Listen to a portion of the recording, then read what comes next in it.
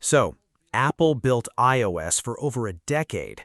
Huawei built HarmonyOS from scratch under the US sanctions, and right now, HarmonyOS is winning. So, here's the detail. Let's go back it real quick. When the US sanctioned Huawei in 2019, most people wrote them off. No Google, no Android, no future. But Huawei did something nobody expected. They built their own OS entirely from the ground up, and now the numbers are speaking for themselves.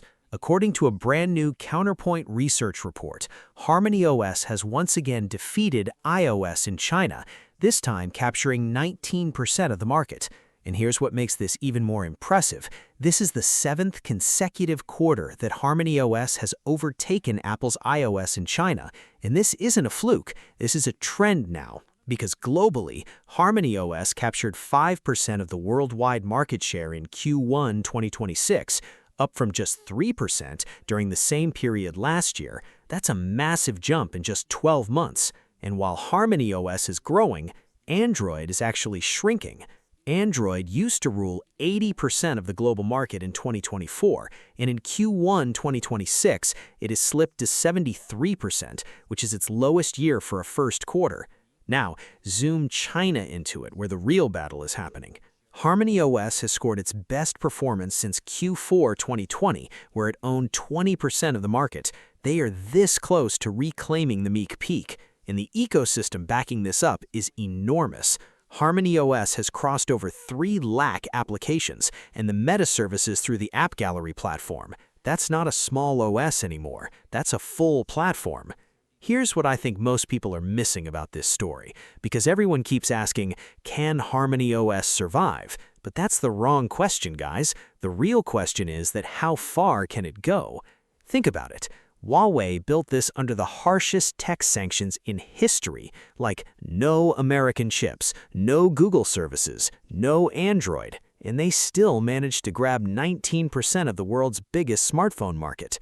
Huawei's consumer business chairman Richard Yu has already set the next target, or at least 1/3 of the global smartphone OS to capture.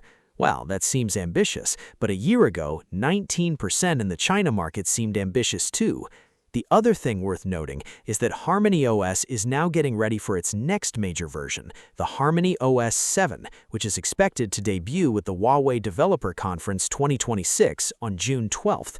If that launch delivers on the leaks, a smarter Celia AI, a refined UI, and a deeper ecosystem integration, these market numbers shares are only going to climb if Huawei successfully did that.